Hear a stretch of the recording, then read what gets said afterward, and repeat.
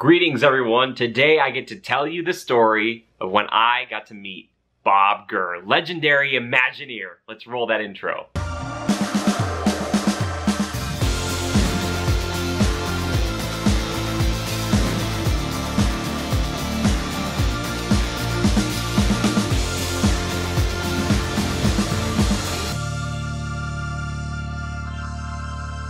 Yes, I'm coming to you from my place, and some people who watch the Sunday night streams, this is gonna look pretty familiar to you guys, but I had a really amazing opportunity recently.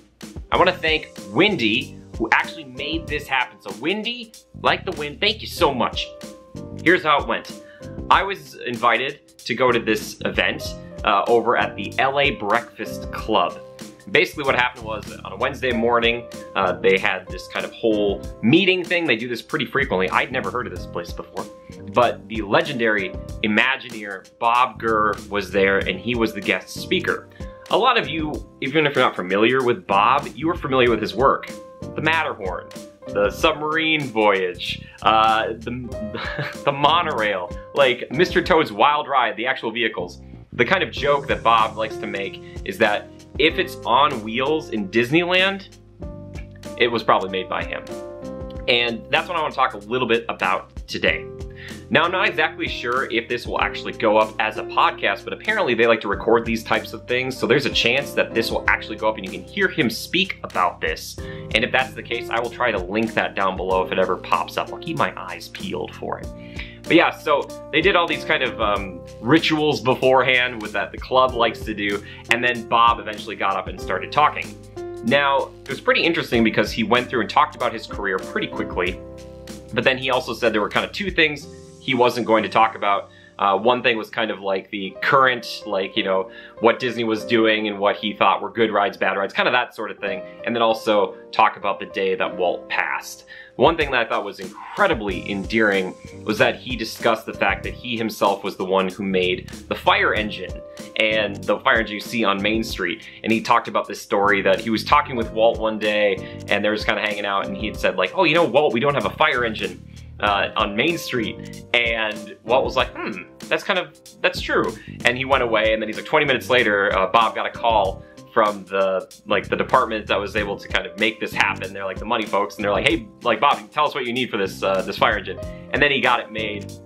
And eventually he said it like topped out like 30 miles per hour, so he could take it down the freeway or whatever, the 5 or whatnot. And he's like, you could go for a while, but then traffic started to pick up, so I had to go on these back roads. And the funniest part to me, maybe of the entire presentation or his talk, was that apparently he was driving by in this little open air fire truck, or fire engine, and this kid kind of yelled at him and said, hey mister, by the time you get there the place will burn down already, which I thought was really funny. But yeah, so the really cool thing about that is that that fire engine was the last thing that Walt was photographed in publicly. And as Bob kind of mentioned this, he choked up a little bit, and to me it's like that is so, it's like heartwarming and devastating at the same time. And for people who've watched like the Imagineering story on Disney Plus and whatnot, you could kind of see that these folks who worked with Walt still love him so much to this day. And it shows that legacy, which is like so cool to me, because it's like, man, this is someone who's been around for a long time. Bob himself said he's pushing 92. He's very, very spry. He's very, very with it. He talked about this because somebody had asked him, another older gentleman at the club said like, you know, Bob, what keeps your motor on? And he said, you know, just, you know, being invigorated, doing things like flying helicopters and everything. He's like, people at my age, you know, if you're active, you play bingo. But for me, it's getting out there and doing stuff. And also, and I thought this was like one of the greatest nuggets of wisdom from him, was to kind of try to erase anger from your life. He talked about this, that the fight or flee, as he was calling it, that kind of response we have within all of us. And maybe back in the day it was a lion or a tiger or a bear, you know, and we had to decide, are we gonna fight this thing or are we gonna run away from it? But now it's like your crazy boss, and like that's the lion or whatever else, and that could be anything in your life, and having to deal with that. And he said what happens is you know, you're kind of doing this whole, your body's doing this, your immune system's doing this all the time, up and down, and then if it spikes like crazy, if you're angry or stressed out or whatever else. And if you could find a way to bring that down where it's just even keel, you're gonna live a happier, longer life. And he also talked a little bit about, you know, not necessarily eating bad food, you know, trying to eat a little more healthily and stuff. But I thought that was so cool. I was like, man, what like wisdom here. Because I thought we were just gonna be talking about the attractions and stuff, but it was so cool to hear about how kind of the secrets to his longevity as well. He's a really fascinating guy. There are a few questions here and there about attractions or new technologies and things like that. And it seems like there's so much love and interest in all the things he's made in the Disney parks, but also, while he did like, it was like over 100 projects for Disney or something, he's done like over 150 for everybody else. So for people who might remember this, he was the like one of the guys that made the actual King Kong animatronic at Universal Studios Hollywood back in the day, which I wish they would bring back. It's very sad that it doesn't exist anymore. But he did that because he was like, yeah, Universal, the arch rival of Disney, calls him up and is like, hey Bob, we want you to make a 30-foot tall gorilla. And Bob's like, now that's interesting. Which I love, because if I ever got a chance to talk to him, I would ask him about all these other projects. And the one he said that it was really interesting, and maybe his favorite, was one he did for the Olympics way back in the day. He actually helped design and create a UFO, a flying saucer, that was held up by a helicopter. He said it was a crazy fast job. It went really smoothly, if I remember correctly. But he also said that it was 5 weeks that they, like, from design and asking to actually doing it, which is crazy to me. Apparently, he has worked with a ton of like also legendary people besides Walt Disney, including like Spielberg, which is crazy to me. I'm like, man, of course worked with Spielberg. But his career is like, it is really quite astonishing. And the fact that he is, you know, still interested and invested in doing these types of events and in talking to people about that. And so I had the chance to go up and meet him for a minute or two, which was really cool. They kind of did this thing earlier on where you could go up and kind of shake all the hands of everyone in the club, and you got to shake his hand, Bob's as well.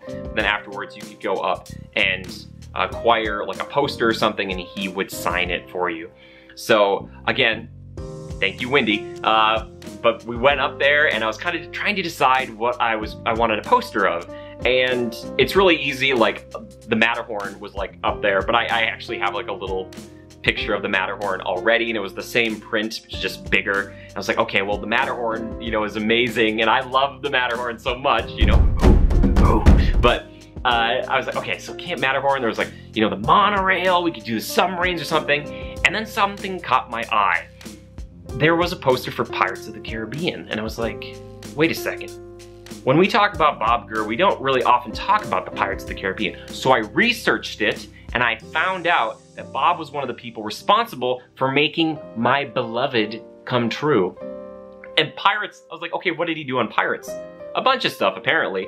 He talks about, like, I looked up an interview where he talked about this, because he didn't talk about it on the day, but he talked about the fact that one of the hardest things was trying to get a bunch of water to stay in this building and to stay watertight and not to drip on the guests, because there's like hundreds of tons of water above you when you're in the ride on the lower levels, which I never have ever thought about. So when you go into like the cave sequence and stuff, there's tons of water. You know those waterfalls? That's like, that's part of that whole process. That's insane to me. And then he talked about the hardest, the most challenging portion of it was that trying to get that lift hill at the end, which is to go up the waterfall, like Walt Disney said famously in that kind of like World of Color kind of clip or whatnot. But there's that chain lift at the very end that brings you all the way back up. Bob was saying in this interview that basically most attractions with chain lift have like oil lubrication and stuff, and that gives them a longer life. And when you have water in a chain, that's harder, but they evolved it with the engineers to figure out a way to bring the boats all the way back up. And also another thing was trying to make sure that when the boats actually splashed down those 2 drops in the ride, that it didn't get people too wet. And every time they kind of tweaked or made an adjustment, they would have to go back and fix that too, because anytime the guiding system had to be changed a little bit, the water splash would be a problem. And I was like, my gosh, like, so he helped make the Pirates of the Caribbean, to me, like the most legendary attraction of all time.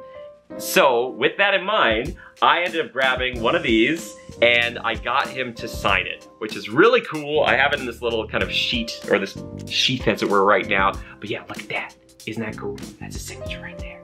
How cool is that? Oh my gosh, it's so neat. And I don't have this here, so I was like, oh, this is gonna be really cool. And I think it's kind of unique in its own way where, like, you wouldn't expect to see his signature on something like that. For like the monorail and everything else, it's still so cool and that makes more sense. But I was like, oh, on Pirates, and plus that's like easily one of my favorite attractions at Disneyland. I just thought that was so cool.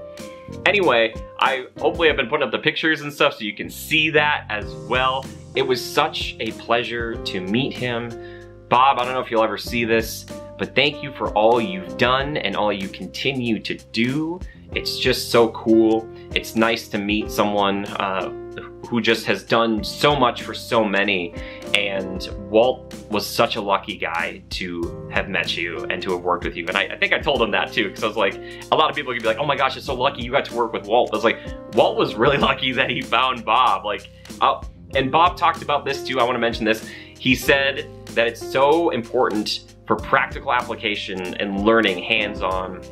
And he's been working for many years. He has like a foundation that actually provides that opportunity to a lot of people, because he himself talked about how he was really bad at math and all this stuff. But look at him, like, he made it work. He is living embodiment of adapt and overcome, and I love it so much. Anyway, thank you so much for watching this. I know it's just me kind of rambling here in front of a beige wall, but I just want to share this with you. Again, thank you so much, Wendy, for making this possible. It was a true treat and a pleasure. And again, Mr. Gurr, if you're out there, I hope our paths cross again. Thank you everybody for watching today. I do appreciate it. I'm gonna link Bob's information down below if you wanna go out and see, or maybe you can pick up some of his merchandise or whatever else. Don't worry about supporting me today. Please go support Bob. But thank you to all the patrons and the people who've been liking and commenting on the videos. That means a heck of a lot to me. I really, really do appreciate your time. And until next time, just remember to adapt and overcome.